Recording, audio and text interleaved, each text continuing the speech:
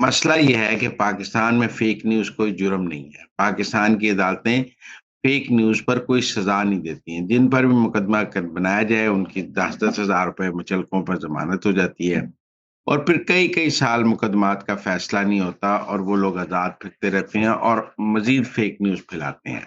لہذا watch dog کی جو رپورٹ ہے وہ اپنی جگہ حقیقت پر مبنی ہے، لیکن مسئلہ یہ ہے کہ پاکستان میں فیک نیوز پر گرفت نہیں ہے۔ آپ دیکھیں نا، لندن میں جو فسادات ہوئے ان پر جو فیک نیوز پھیلائی گئی سوشل میڈیا پہ، انہوں نے ان کو 5 5 سال 8 8 دن میں قید دے دی۔